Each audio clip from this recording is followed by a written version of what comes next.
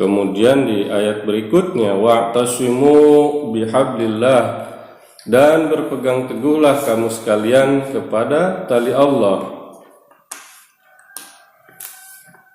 Ya, wa'tasimu bihablillah jami'an, dan berpegang teguhlah kamu sekalian semuanya kepada tali Allah. Wala tafarraqu, dan janganlah bercerai-berai. Wazkuru ni'matallahi 'alaikum, dan ingatlah akan nikmat Allah atasmu. Ya, id kuntum a'daan, ketika kamu dahulu bermusuh-musuhan, fa'allafa baina qulubikum, lalu dia menyatukan hatimu dengan kecintaan, fa'asbahtum bi ni'mati ikhwana, antara satu sama lain, sehingga dengan nikmatnya kamu menjadi bersaudara. Wa kuntum ala syafa hufratin, dan kamu dahulu berada di tepi jurang api. Ya, hufratin minan nar, di tepi jurang api. Fa'anfazakum minha, kemudian dia menyelamatkan kamu darinya. Kadzalika yubayyinullah, demikianlah Allah menjelaskan ayatihi, ayat-ayatnya kepada kamu, la'allakum tahtadun, supaya kamu mendapat petunjuk. Ini beberapa keterangan di sini adalah habal berarti seutas tali atau pengikat. Jadi kalau secara bahasa ya habal ini tali gitu ya. Tapi apakah yang dimaksud tali seperti itu? Bagaimana seluruh umat Islam, seluruh kaum muslimin ya disuruh berpegang teguh kepada tali? Apakah tali yang langsung menjulur dari langit? Bagaimana bisa? Karena begitu ratusan juta, mungkin miliaran orang harus berpegang pada tali kalau yang dimaksud adalah tali itu.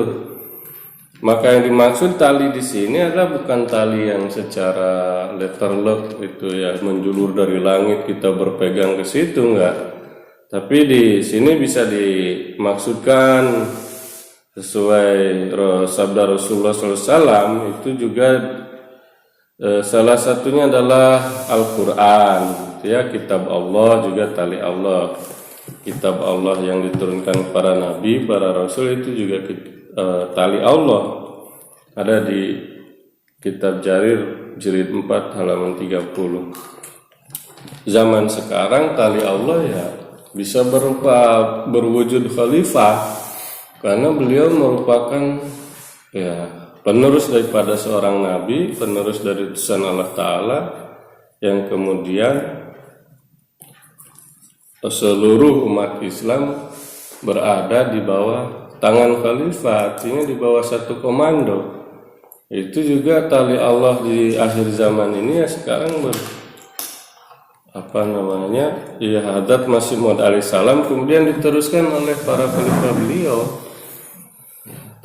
Tali Allah di zaman Rasulullah ya Rasulullah SAW sendiri, kemudian Al-Quran, kemudian para sahabat yang menjadi khalifah. Sekarang ini di jemaat kita ya alhamdulillah perintah daripada ayat ini kita amalkan, berpegang teguh pada tali Allah, berwujud khalifah di bawah satu komando, kita berpegang teguh. Ya tentu kepada Al-Quran sudah pasti, cuma kan Al-Quran pun ya tentu cuma orang yang diberikan kesucian oleh Allah SWT yang bisa menafsirkannya dengan jelas, dengan benar. La yamassuhu illal mutahharun.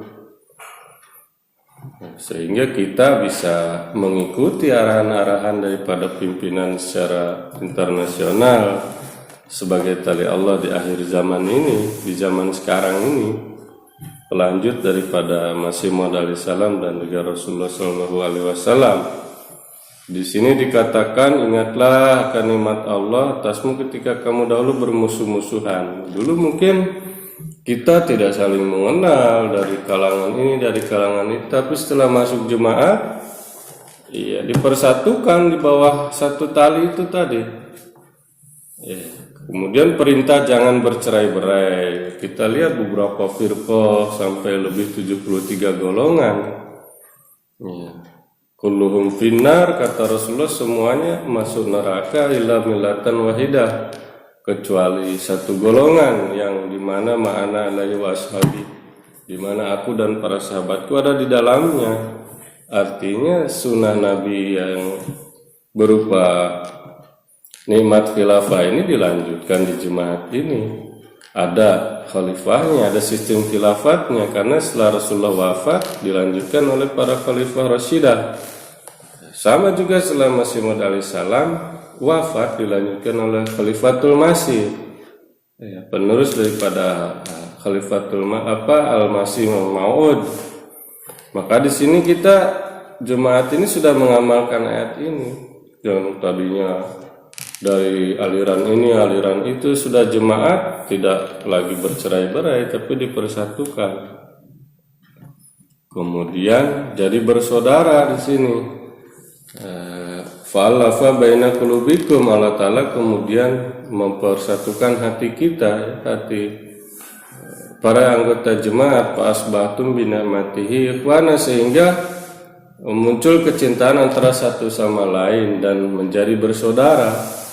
Kita dulu mana kenal dari Purwokerto, dari Majalengka, dari Kadang Sumatera, dari Irian, dari Maluku. Setelah di jemaat pada kenal, malah melebihi saudara kandung dalam kerohanian ini. Coba aja kita perhatikan waktu jalsa, waktu apa, atau ketika kita mengunjungi satu daerah yang tadinya sebelum jemaat kita tidak tahu mau kemana, setelah jemaat mah gampang, ada rumah misi, ada masjid, ada mubaliknya, ada pengurusnya, sudah seperti saudara, malah kan melebihi saudara kandung. Kita tidak takut kehujanan, kelaparan dan lain sebagainya, karena ada saudara-saudara kita di berbagai kota, bahkan di belahan dunia.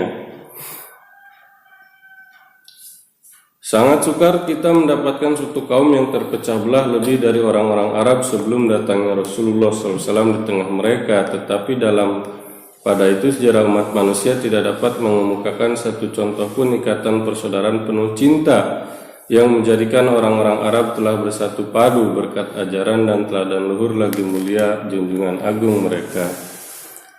Zaman di Jazirah Arab juga dulu ya, sebelum Rasulullah lahir, peperangan, permusuhan itu udah biasa, perang antar suku dan lain sebagainya. Sekarang pun di jemaat ini dilanjutkan Hadat Masih Maud alaihissalam untuk Yadoul Harb. Salah satu misinya adalah menghentikan peperangan, karena peperangan cuma memperpanjang permusuhan, merugikan banyak makhluk hidup, manusia dan lain sebagainya menjadi terancam, karena banyak yang meninggal, banyak yang menjadi korban, yang teracuni oleh asap bom atom dan lain sebagainya. Kemudian kata-kata di tepi jurang api berarti peperangan, saling membinasakan, yang di dalam perangan itu orang-orang Arab senantiasa terlibat dan menghabiskan kaum pria mereka. Di akhir zaman juga begitu, perang dunia I, perang dunia II. Al-khair artinya di sini Islam. Nah, ini yang ayat berikutnya, tapi kita cukup 2 ayat tadi. Dan di jemaat ini alhamdulillah dengan mengamalkan ayat ini kita sudah merasa nyaman, tentram, ikut bergabung dalam satu jamaah tali Allah Subhanahu wa taala yang dipimpin oleh seorang khalifah. Tinggal kita bagaimana mengembangkan potensi kita untuk tetap berada di jemaat ini dengan penghormatan yang hari demi hari harus lebih baik lagi, karena kesempatan itu sudah kita raih, tinggal kita manfaatkan dengan sebaik-baiknya. Kesempatan tidak datang 2 kali, dikatakan tadi ya, kematian kita tidak tahu, oleh karena itu wala tamutunna illa wa antum muslimun. Jangan sekali-kali kita meninggal kecuali dalam keadaan menyerahkan diri, dalam keadaan patuh kepada perintah Allah Subhanahu wa taala. Saya kira cukup dulu pagi ini. Alhamdulillah. Jazakumullah khairan jazaa. Assalamualaikum warahmatullahi wabarakatuh. Waalaikumsalam warahmatullahi wabarakatuh.